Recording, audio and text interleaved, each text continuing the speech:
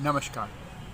आज मैं आपको भारत की एक ऐसी वीरांगना की कहानी सुनाता हूँ जिसने 1857 से लगभग 33 वर्ष पूर्व 1824 अंग्रेज़ों के विरुद्ध अपनी आवाज़ बुलंद की और बहुत ही संघर्ष के बाद यद्यपि वो पकड़ी गई, लेकिन उसने जिस तरह से युद्ध लड़ा वो भारतीय स्वतंत्रता संग्राम की प्रथम नींव थी।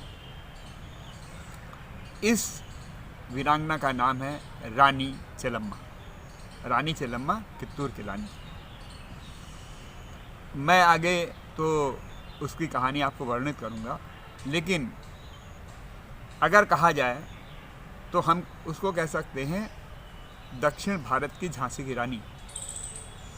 और चूंकि उसने पहले युद्ध लड़ा था, इसलिए हम झांसी की रानी को कह सकते हैं उत्तर भारत की रानी चेलम्मा।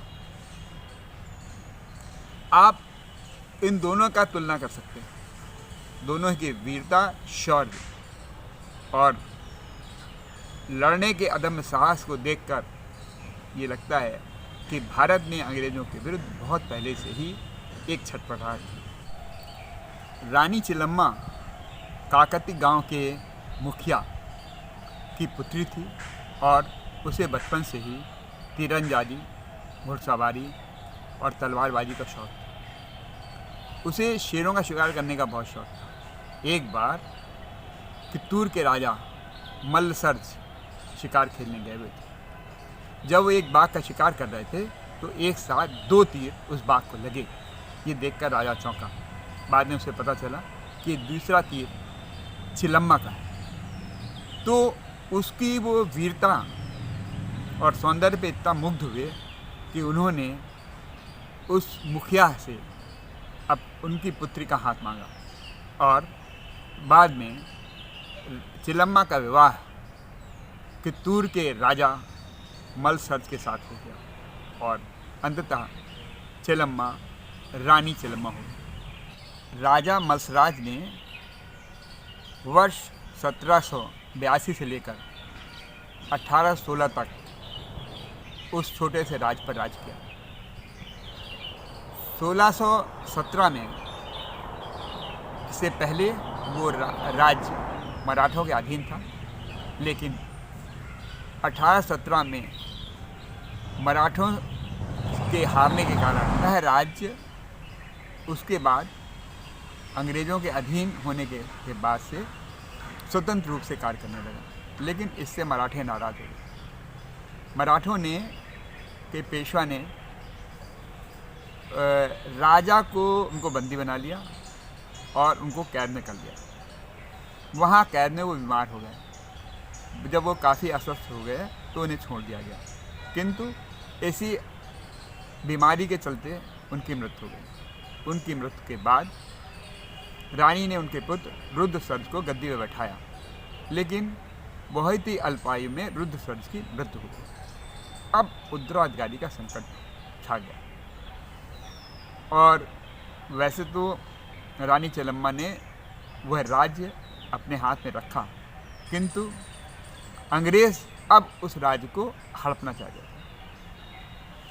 उस समय अंग्रेज़ों ने डॉक्ट्रिन ऑफ लैप्स, जिसके अंतर्गत यदि किसी राज्य का उत्तराधिकारी नहीं होता था उस राज्य को हड़प लेते थे। इस नीति को अपनाते हुए रानी से कहा कि अब इस राज्य को वो छोड़ दें। मुख्य रूप से बात ये थी कि कित्तूर की रानी के पास बहुत सा धन था और उसका राज्य बहुत समृद्ध था।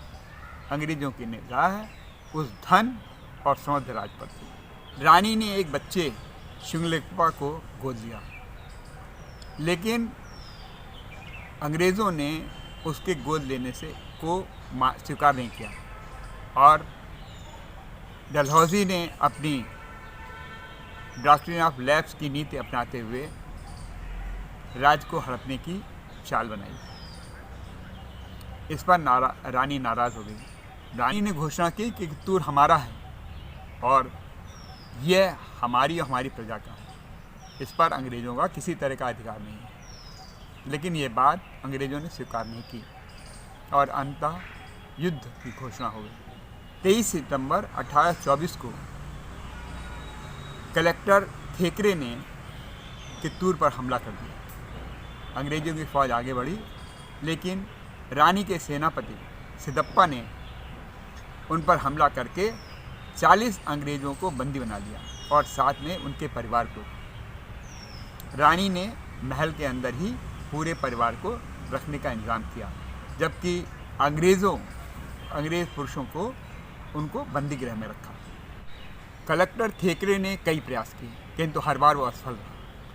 1 महीने बाद वो कई तोपें इकट्ठा करके लाया और उसने किले के फाटक पर तोप लगा दी और ये कहा कि अगर अगले दिन तक किले का फाटक नहीं खुला तो वो उसको तोप से उड़ा देगा। अगले दिन फिर घोषणा हुई कि अगर किले का द्वार आधे घंटे में नहीं खोला गया तो उसे तोप से उड़ा दिया गया।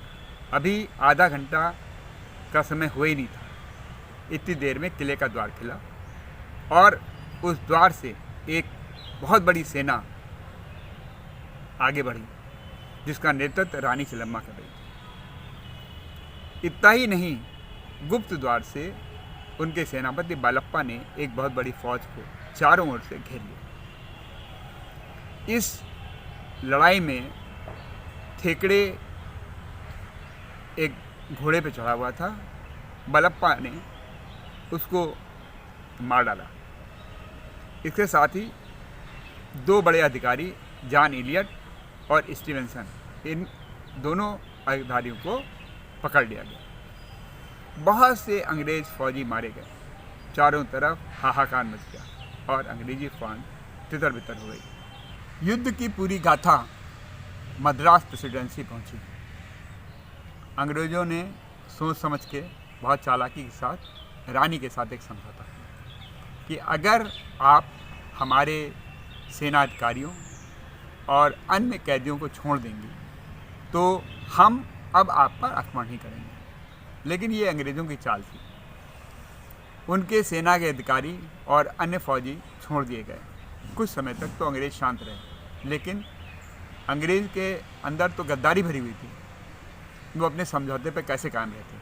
अंग्रेज़ बहुत चालाकी से समय की प्रतीक्षा कर रहे थे। उन्होंने धीरे धीरे कई स्थानों से अपनी फ़ौज बुलाई और धारावाड़ के पास अपनी फ़ौज इकट्ठा की।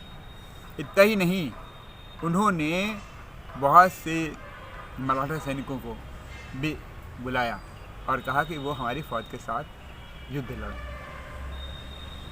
इन सारी फ़ौज को देकर उन्होंने पुनः कित्तूर पर आक्रमण करने की योजना बनाई।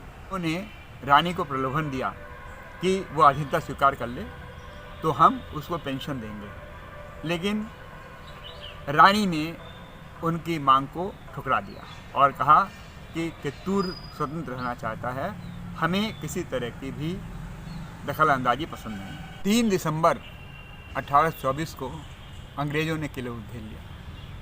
यह युद्ध 5 दिन तक चला। दोनों तरफ लाशें पड़ गईं, दोनों की क्षति हुई, किंतु अंत में रानी पकड़ी गई। रानी को अंग्रेज़ों ने बंदी बनाकर बेलहोंगल के किले में कैद किया। 5 वर्ष जेल में रहने के बाद फरवरी 1829 को रानी का किले के अंदर ही देहांत हो गया। उसका शौर्य, वीरता और पराक्रम देखकर अंग्रेज भी उसका लोहा मानते थे। लेकिन हमारे इतिहासकारों ने रानी चेन्नम्मा को वह स्थान नहीं दिया जो उसे इतिहास में मिलना चाहिए। उसकी वीरता, साहस और देशभक्त को देखकर पूरा देश उसे सलाम करता है। 11 सितंबर 2007 को तत्कालीन राष्ट्रपति प्रतिभा पाटिल ने रानी चेन्नम्मा की मूर्ति का अनावरण पार्लियामेंट कॉम्प्लेक्स में किया। आज भी इस रानी की कहानी जन जन मानस तक पहुंचनी चाहिए। इसलिए मेरी सरकार से प्रार्थना है कि इस वीरांगना की कहानी हमारे बच्चों की पाठ्यपुस्तक में हो, जिससे कि बच्चे भारत के गौरवशाली इतिहास को जान सकें और उस उदाहरण को आगे पेश कर सकें। आप सभी को धन्यवाद।